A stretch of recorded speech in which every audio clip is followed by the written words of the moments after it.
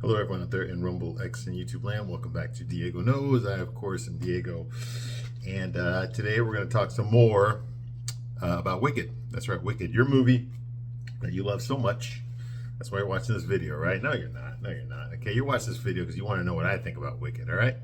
Well, good news for you. It's not that bad of a movie. It's not. It's one of the better movies I've seen this year, honestly, that actually paid money to go to the theater to go see.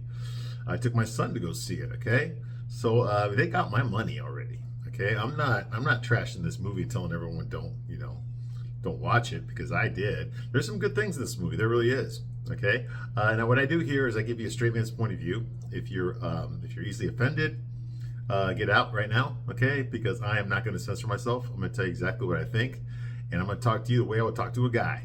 All right. So if you can't handle it, if you're a snowflake, okay, if you're easily offended, okay, get the fuck out of here.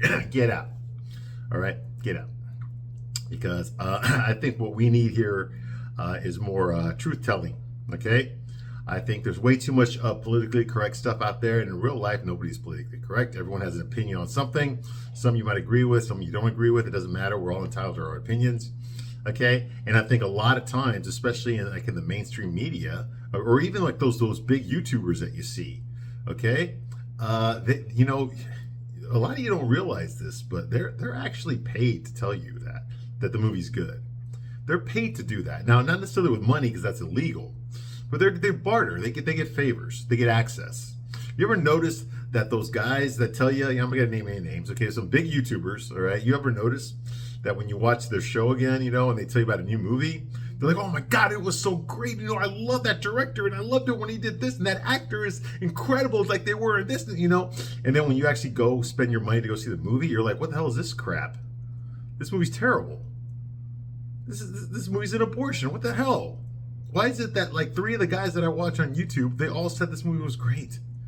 What the hell? Okay, well, I'll tell you why. Yes, it is illegal to pay them to say that stuff. Okay, but first of all, you got to realize that, who are these YouTubers, okay? How did they rise up? How did they start off like this? Like, just with a camera in front of them in their bedroom. How did they go from that to being, a big famous YouTubers, with million subscribers? Okay, I'll tell you how, okay? Once they got a certain level, okay, the corporations, the movie industry started knocking on their door. And so, hey, we know that a lot of people watch your videos. They watch your reviews. You're very popular on YouTube. Tell you what, on us, we'll give you this goodie bag full of all sorts of like exclusive merchandise here for free. And how about we invite you to the premiere of our next movie? Hey, Tom Cruise is going to be there. Yeah, so be our guest. We would love to hear what you think about it. Okay, now you're gonna have to sign this non-disclosure agreement. Okay, which means that you cannot actually review the movie specifically until the day that the movie premieres. But you can do reviews on, in your opinions without giving it away. Non-spoiler reviews you can do. Okay, but spoiler reviews you cannot do until the day we determine that that's the day that we'll lift this embargo, and you can say what you think about the movie, because we know that you'll say great things about it, won't you? Because if you don't, there might not be any room available for the next big budget premiere movie we have. There might not be able to get a bag for you. So So anyway, no pressure. Just do, we would love to see you there. Okay, that's pretty much how it works. Okay, and that goes for all the big YouTubers. Okay, there's several YouTubers that I used to follow. Okay, that I used to respect their opinions. All right, now I'm kind of leery to say it here, but I'll just go ahead and say it. Someone like Chris Stuckman. Okay, I used to watch his videos a lot, especially like 10 years ago or so. Okay, when he was blowing up, when he was starting to get all that traction. Okay, and I had a lot of respect for his videos because it seemed to me that he was very authentic. Okay, like the things that he talked about were like the things that I talked about. He would review a movie and he'd say things that I would say when I'm reviewing the movie when I'm talking about a movie to my friends. He would say the same things. I was like, oh my God, this guy gets it. He's not, he's not working for the corporation. He's actually giving you his opinion, whether the movie's good, whether it's bad. He'll tell you, and he'll tell you why. Okay, and I could respect that. Okay, we disagreed sometimes on movies, but for the most part, I appreciated his authenticity. That was his voice. Okay, but then. I remember I think it was Star Wars: The Last Jedi, And I think, and which movie was god awful. Okay, I watched it. I paid to go see it, and I just remember having a bad feeling in my stomach. Like, technically, this movie's good, you know, and I was really excited about it, and there were some good things in it, but I don't feel anything after what I just saw. I don't feel like all excited, and I can't wait to see the next chapter. I didn't feel that way at all, and I couldn't understand why. I had to watch it again and again, and that's when, oh my God, this doesn't work. You know, how could you do this? You know, there's so many plot holes. I mean, you kill off the main villain halfway through the trilogy. You know, I mean, it's never explained who Rey is. How is she so powerful in the Force? How is it she defeated Kylo Ren in the last movie? He's been trained his whole life, okay, as a Jedi and as a Sith Lord, and she defeated him the first time she ever picked up a fucking lightsaber. This makes no sense. What about Finn? I thought there was going to be like a love interest between him and her, and they're not even together in the whole movie. Like, you know, just things like that were really stupid. You know, and then when I saw Chris Stuckman's review it, he was just like, you know what? He actually gave it a positive review, and I know damn well that he did this on purpose, okay? Disney pretty much pressured him to give a positive review. Okay, so he sold out. And a lot of YouTubers have done that. Okay? Even I was a big fan of Kevin Smith. If you watch some of my older videos, I talk about Kevin Smith in detail. Okay, and even Kevin Smith, when Batman v Superman came out, and Kevin Smith just, you know, he self-admit in the review he did, he admitted on camera that he was high as fuck while he's giving this review. Okay, and he gave this incredibly positive review about Batman versus Superman. How wonderful it was. You know, his buddy Ben Affleck is playing Batman. Oh my God, you know, he's all excited about it. And then I actually watched the movie and I was like, this is crap. This is not good. And I'm a big superhero fan. I've been a superhero fan since before they made superhero movies, okay? I was reading comic books since I was old enough to read. Okay, I loved comic books. I was all about the superheroes, okay? The only problem is I had to wait to be an adult before they actually started making a whole bunch of superhero movies. When I was a kid, what do we have? We had Michael Keaton Batman. We had the Christopher Reeve Superman. That's all we had, pretty much. We had the Incredible Hulk TV show. I mean, we didn't have much, okay? It wasn't until I was a grown man that they started like cranking out all these superhero movies that I had read when I was a kid. All right, now today nobody reads comic books, okay? But that was my childhood, all right? So I was really excited about it.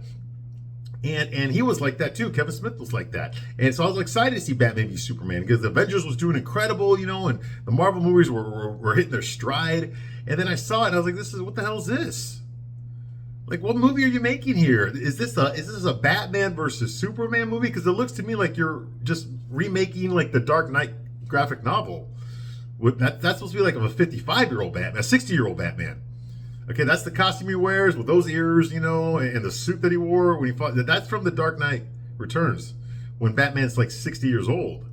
Are we making that movie? Because I thought the movie was called Batman versus Superman, not the Dark Knight Returns. Okay, and then Doomsday's, wait, are they making the death of Superman? Because that's a different book. Batman's not in that one. That's Superman versus Doom. They killed him off for like 6 months, and they brought him, within a year, he was back to life. Okay, was that the movie you're making? And then Wonder Woman shows us, whoa, wait a minute. Is this like a Justice League movie? Why is Wonder Woman in this thing? I thought it was called Batman versus Superman. We haven't even seen Wonder Woman in a movie yet. And you're putting her in this? Like, what the hell? You know, this is a lot to put in for a second movie in a franchise. The first movie was Man of Steel. And in that one, Superman was, you know, I mean, he had dark blue and maroon. Those are not his colors. You know, with a little bit of orange on his chest. Those are not his colors. He's sad. He's depressed. He's unsure of himself. He's brooding. He's dark. He's always frowning. He doesn't know what to do. He's confused. He's screaming all the time. You know, this is not Superman. Superman does not act this way. You know, he doesn't look this way. I mean, Henry Cavill looks, but the costume was wrong. Completely wrong. It was dark. Superman's bright, full of colors, in the sunlight. He smiles. He's your friend. He doesn't brood around, you know, in a cloudy atmosphere with no color. That's not Superman. Okay? And so, like, all these things here, and then Kevin Smith was talking about how great the movie was, and I saw, this is crap. This is terrible. I mean, I thought Ben Affleck did a good job as Batman. I thought that was pretty cool. You know, there were some good things in the movie, but then you had Doomsday in there, which was retarded. Lex Luthor was the worst Lex Luthor I've ever seen in my life. Jesse Eisenberg, he should never, ever make a movie again after that. After that performance as Lex Luthor. That was god-awful. That wasn't even Lex Luthor. That was the Riddler. That wasn't even Lex Luthor. And I'm not even talking about the hair. I'm talking about the personality. The fucker couldn't even finish a sentence. He's making a speech and he lost his own train of thought in his own fucking speech. Lex Luthor, a fucking genius. He loses his train of thought during a speech at his own fucking party, and that would be a paradox. Enjoy the party. You know, like that, like a fucking pussy. Anyway, we're not talking about that, okay? The point is that a lot of times people will review stuff, okay, on YouTube because they know that you watch them. The studios know that you watch these YouTubers, and they're basically bought and paid for. Their job is to get you to spend your money, get in the theater, and because once they get their money, they've won. Once they got your money, they've won, okay? And it's a big problem in the industry. I don't do that stuff. I mean, I'm a small fry. I'm nothing, okay? I do this for fun, okay? I give you a Straight Man's Point of View for fun. You know why I do this channel? You know why I'm doing this? Okay? I'm doing this because no one else is. No one else is telling you the truth. I've never seen a YouTuber that actually tell you the truth. They always like try to keep it politically correct. Or they try to be, or they're shills. They're telling you what the corporations are paying them to say. They're not being honest. They don't give a shit about whether or not what you want to expect in a movie. Okay, they're telling you what you want to hear. They're just another arm of the PR. They're just another part of the publicity department for the studios. Okay, another arm of that. Okay, I'm not that. Okay, you really want to know what I'm thinking? This is what I'm thinking. All right, and I'm not going to censor myself. So there, and that's how I approach Wicked. Okay, I know it's gay coded. I know it's got a huge gay following. I know the Broadway show's been playing for decades now. I have a lot of respect for Idina Menzel, okay, and Kristen Chenoweth. I know that they took these characters and they made them famous. Their performances in the Broadway shows made them famous. I know they're too old to play it now. I guess Kristen Chenoweth is in her 50s, and Idina Menzel, I think, is in her late 40s or early 50s, something like that. Okay, they're too old. But what's the point, man? I mean, come on. Cynthia Erivo, who plays Elphaba, the Wicked Witch, okay, she's 38 years old. Okay, and she's playing a 21-year-old girl. Okay, I mean, the stud muffin of the movie, Fiyero, the love interest guy, I mean, that guy's 37 in real life, and he's playing like an 18-year-old, 19-year-old. Okay, are you buying it? I'm not. They don't look it. Okay, and even Ariana Grande, who plays Glinda, I mean, she's 31 in real life, and she's playing an 18-year-old. Okay, so it just doesn't make any sense, all right? It's ridiculous. It's really ridiculous, okay? It's like watching Grease again. Like, you get a bunch of 27-year-old, 30-year-olds to play 17-year-olds. I mean, it's just dumb, okay? That's kind of what it feels like watching this, especially with the love scenes, okay? Because you know damn well that these are not real, like freshman college kids, right? Anyway, moving right along. Okay, so where we left off last time here, okay, we said there was a party, a ballroom, okay, which Fiyero convinced, because he's popular automatically, because he's hot, and everybody, all the boys and all the girls at the university, all the students at the university want to have sex with him. They're all turned on by him, okay, because that's realistic. And so he's the bad boy, and of course, Glinda immediately attracted to him because he's clearly the most popular guy at the school, and she considers herself the most popular girl at the school, despite the fact that Ariana Grande is like a little like average, a little bit below average looking for my taste. Okay, because like I said before, okay, this woman's 31 years old. She's already had plastic surgery done. You can tell her nose is not hers, her chin is not hers. Okay, Ozempic is one hell of a drug, and clearly Ariana Grande agrees with me. Okay, she has no figure at all. She's skinny as hell, skinny legs. She has no cleavage at all. Okay, no butt. All right, and her head's too big for her body. She's a short girl. Okay, so no, she's not that attractive. But we're supposed to believe that she's the prettiest girl in school. She's not. Okay, my girlfriend's prettier than Ariana Grande, and my girlfriend's not a billionaire pop singer. Okay, so like what the hell? Okay. Anyway, so moving right along. Okay. We've already seen this, all right? The movie's telling us that Glinda is the most prettiest girl in school, blah, blah, and that Elphaba is the ugliest, okay? Because she got the green skin, blah, blah, blah, all right? Anyway, so where we left off last time, Fiyero convinced Glinda and all these other kids at school to sneak out. Yeah, they're not allowed to do that. Okay, they're not allowed to leave the university campus after dark, but everybody does it. There's no security. There's no lost and found. There's no one that enforces any rules here at Shiz University. Okay, so anybody can just leave whenever they want. There's going to be no repercussions for that. No one gets in trouble. No one gets kicked out of school. Nothing like that. No one's even checking in on them. Okay, Elphaba has already clearly has walked in and out of the university after hours plenty of times, and nobody has ever stopped her. She's never gotten in trouble. Nothing like that. All right. So anyway, these kids, they sneak out. Okay, and they go to a nightclub, okay, where they have animals playing musical instruments, okay, and people are dancing and it's all synchronized and stuff. And during this party, okay, Madame Morrible shows up. Yes, one of the faculty, exactly. Madame Morrible, she's the sorcery professor. She teaches sorcery, but she actually has a private seminar. Okay, she has to select who her student is going to be. And the only person she selected was Elphaba, okay, who has telekinetic powers. Why does Elphaba have powers? It's never explained. Okay, we know that she was born with green skin, but as a little girl, all of a sudden, if you piss her off, she can levitate things with her mind, and she can attack you with them and hurt you with them and break windows and throw things at you with her mind. Okay, and yet nobody in this movie considers Elphaba a dangerous person. Not only that, but once people realize that she can do these things, like in one scene when she arrived, she lifted up all sorts of benches. She lifted up her wheelchair-bound sister up in the air. I mean, she levitated all these things, and yet nobody at any time considers Elphaba a dangerous threat to the other students, much less herself, or the faculty even. Okay? If there was someone at your school who could do like a Carrie from Stephen King that could do that, okay, you would lock that person up and keep them away from people. Because if she loses her shit, or even if she just wants to, she could fucking kill everybody at that university. You see what I mean? But nobody considers Elphaba a threat. And despite the fact that she can do this, she's displayed this power already, people still make fun of her.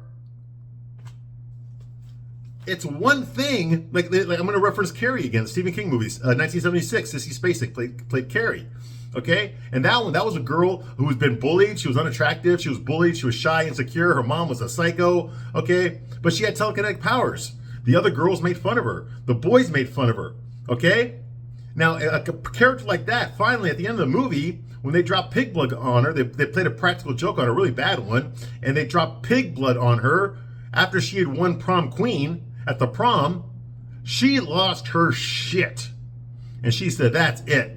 No one is going to disrespect me ever again. And she used her telekinetic powers like Elphaba has, okay? And she locked the entire gymnasium at the school, and she killed every single student and teacher in that building. She killed every single one with her power. Now, if you knew somebody could do that, would you go out of your way to tell her that she was ugly? Would you make fun of her?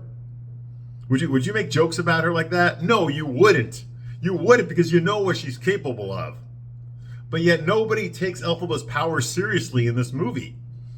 They just see her as like, oh, well, you know, she can do that. Big deal. No, it is a big deal. She could fucking kill you. There's a scene where Glinda pissed off Elphaba because they're roommates now, right?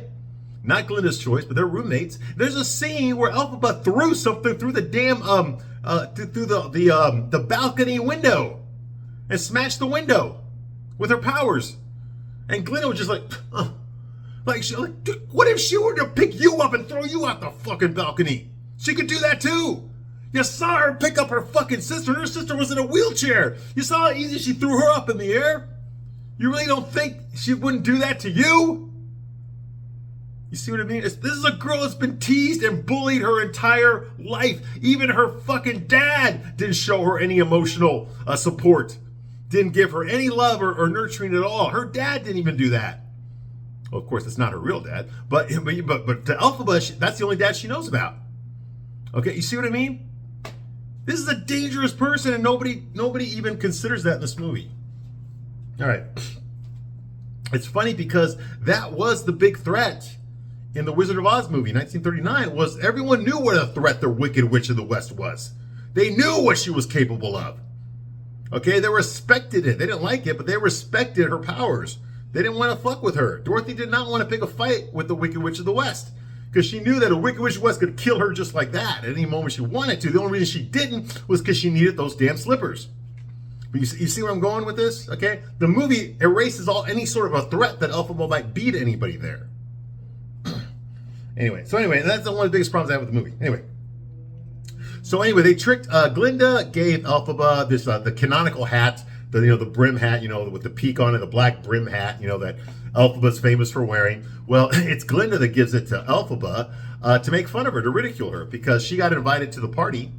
Glinda invited her to the party just to insult her. Okay, just so everybody would laugh at her. She walks into this party. She's never been to a party before. She walks into this party with this hat on. People are going to make fun of her. Okay? And Glinda knew that. So her and her cronies, Fanny, the gay Asian guy, and Shen Shen, the fat white girl, that basically lick Glinda's asshole throughout the whole movie. They follow her around. They obey her orders. They give her positive self-esteem reinforcement. They do all that shit, right? Yeah, they all pull this prank on Elphaba and give her the hat and tell her she looks wonderful in it, even though they know that hat is stupid. Okay, so at the party there, we find out that Glinda gets a speech from Madame Morrible, shows up, who does nothing about them sneaking off campus. Nobody gets reprimanded for it. Okay, but she does tell Glinda privately that here's your wand. I'm going to accept you as a student because Elphaba demanded that I take you on as my second student. Otherwise, Elphaba was going to quit my class, and I need Elphaba to stay in my class. I don't like you. I think you're a terrible sorceress. I think you're going to fail the class. You do not have what it takes. You have not impressed me at all. Okay, but I am going to take you on because I can't afford to lose Elphaba. So here's your wand. Okay, bye. Okay, now Glinda sees this. Oh my God, Elphaba like put in a good word for me, because that's what Glinda wanted. She wanted to get in that class. She wanted that seminar that Madame Morrible taught.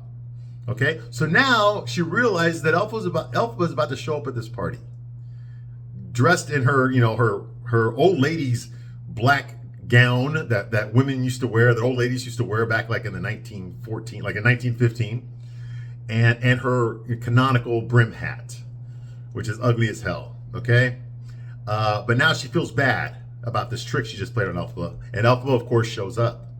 Elphaba shows up at this party, and immediately everyone stops dancing, they stop talking, they stop laughing, the band stops playing music, they all just stop and stare at Elphaba as she walks in on this party. All right, she arrives, okay, with her Wicked Witch of the West outfit on. She's nervous, okay, and like I said, the party stops when she enters the door. Everyone laughs at her. This is the Carrie moment, okay, from the end of the movie Carrie. Everyone laughs at her, okay, and they clap when she puts down the hat, okay? Puts it on again, okay? And then instead of walking out there, she realizes that she's being ridiculed by everyone at this party. She showed up stag. Nobody went with her, okay? Everybody's making fun of her, but she puts the hat back on, okay? And instead of leaving or something like that, she just decides to go into this, like, and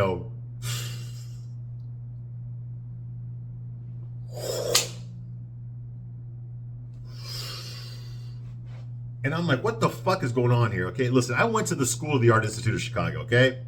I did a few semesters there at the School of the Arts Institute of Chicago, okay? And there was a class I took in there called 4D, all right? Those of you who've been to art school know what that is, okay? 4D, that's performance art, okay?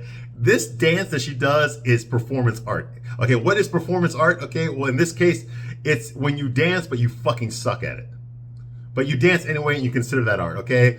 When I went to school at the Art Institute, okay, I remember one of my fellow students, his performance art was he just got laid down on the floor in front of the whole class, pulled down his pants, and jerked off. That was his performance art, okay?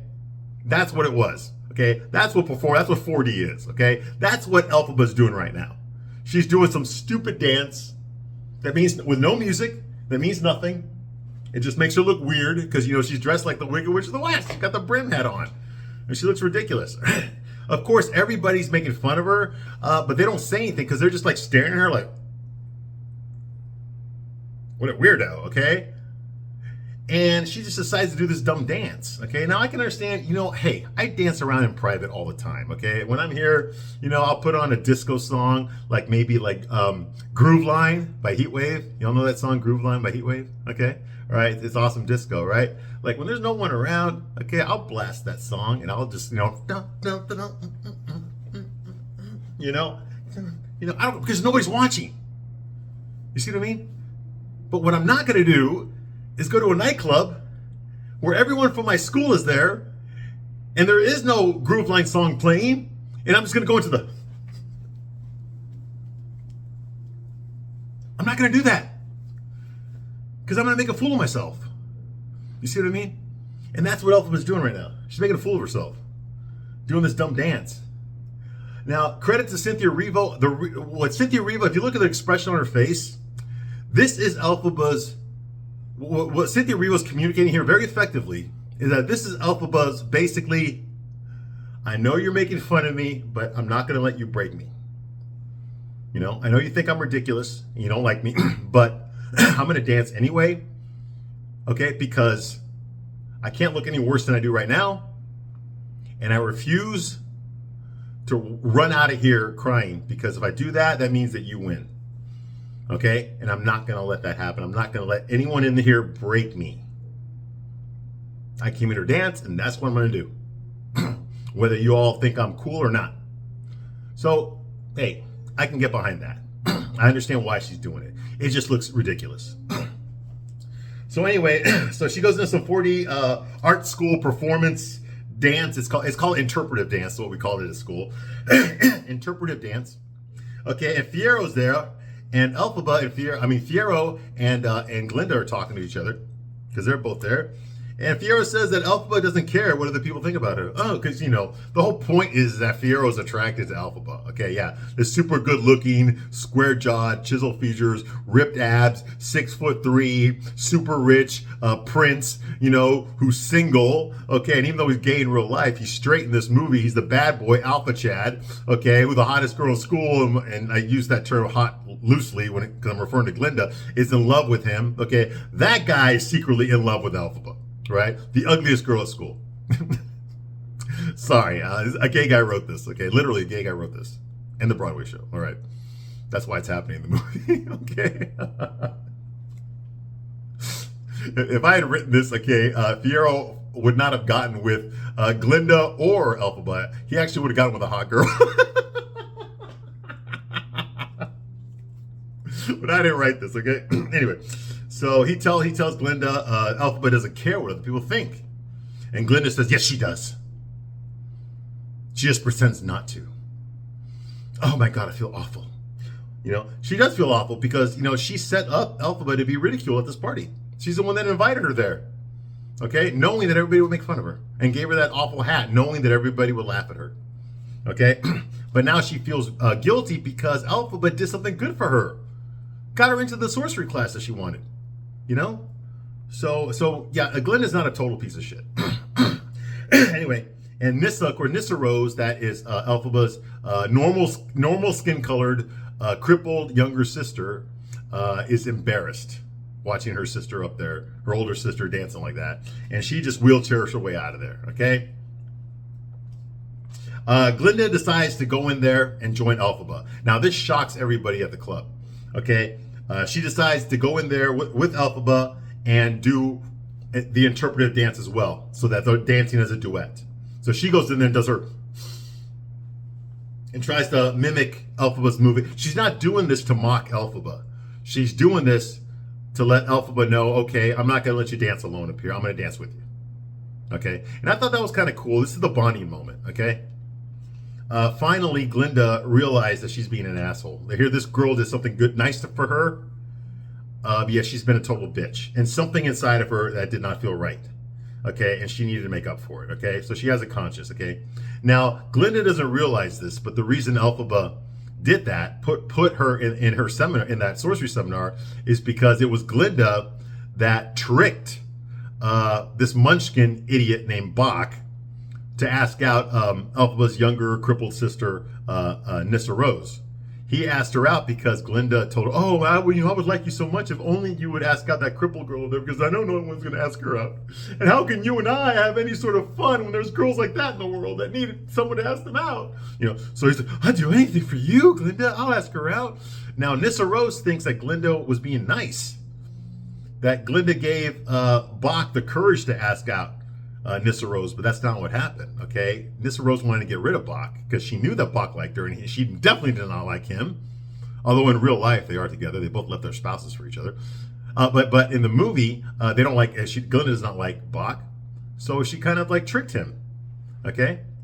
But we can't say that because that would break Nissa Rose's heart, okay?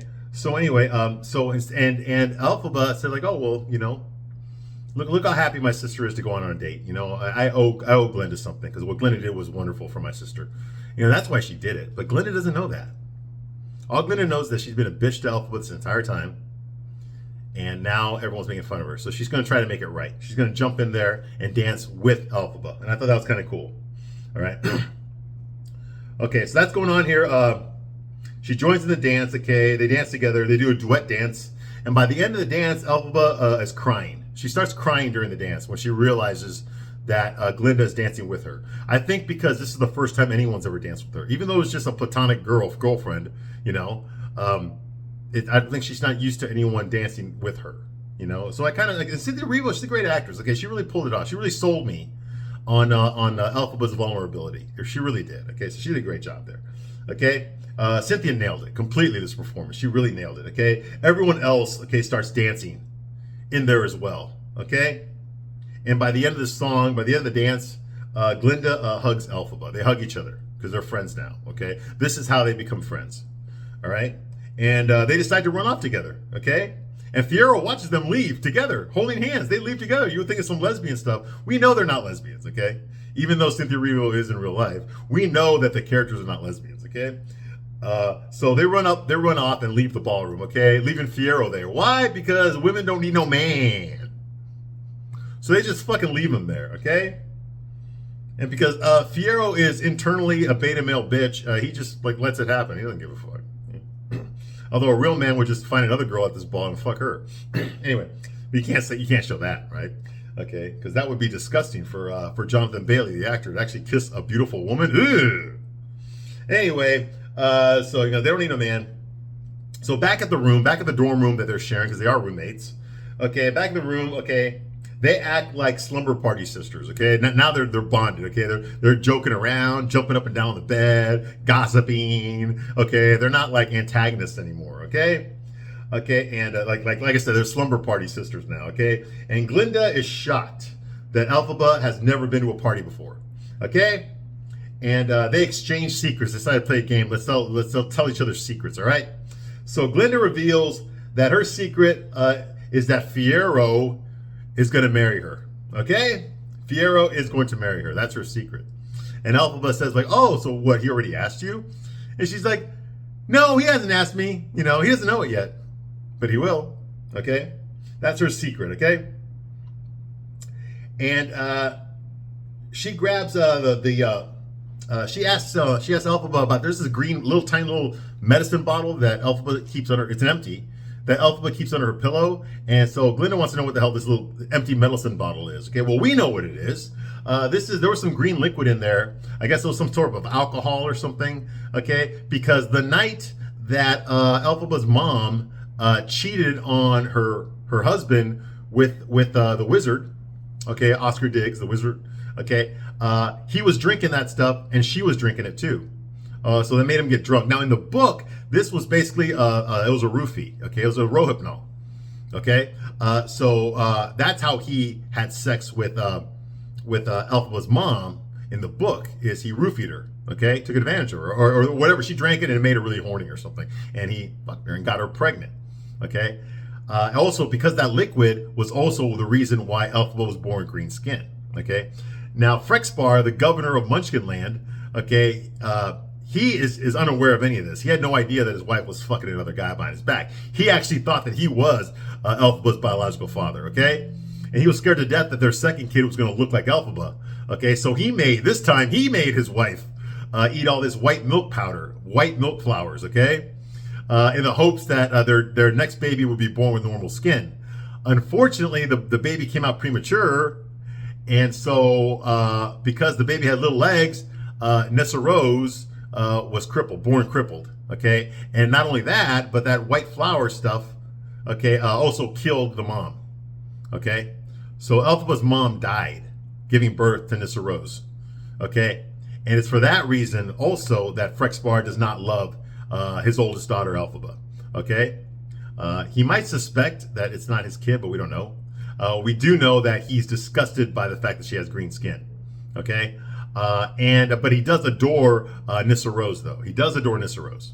Okay. In the book, we find out why. Okay. I'll just spoil it for you right now, because I know in the Broadway show, I think it's different, but in the book, we know. Okay. In the book, Frexbar knows that Nyssa Rose is not his biological daughter. I don't think he knows that Elphaba's not, but he knows that Nyssa Rose is not his biological daughter. He also knows that his wife was also screwing another guy named Turtleheart who had red skin. Okay? And that is Nyssa Rose's daughter, okay? Because his wife liked to fuck a lot of guys that were not her husband. And not only that, not only does he know this, that his wife was fucking Turtleheart, and that's how his daughter Nyssa Rose was born, but he knows this because he was also fucking Turtleheart too. in fact, he was in love with Turtleheart.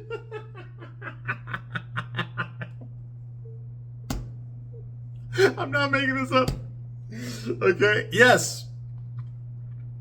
And because Nyssa Rose represented the two loves of his life, his wife and Turtleheart. But for some reason, I don't think the Broadway show adapted that, and I don't think the movie will either. Okay. But anyway, so they're talking about that. Now, the story I just told you about the white flowers that Elphaba's mom had to eat, and die. Okay, Elphaba's secret was that she believes that she killed her mom. It's her fault. That if she hadn't been born green, then her father would not have forced her mother to eat that stuff. Hence, she would not have died giving birth to Nyssa Rose. So she blames herself for her mom dying, and I believe Frexbar, her dad, also blames her for his wife dying. Okay, so she takes on that, even though obviously clearly it's not her fault. Okay, but she takes that on that load. She takes on that responsibility, that guilt. Okay, that and that's her big secret that she reveals to Glinda. Okay, all right. I'm gonna stop my review right here, but I'll be back shortly to continue my review of Wicked. I thank you very much for watching this long, and I'll see you soon on the next one. Bye.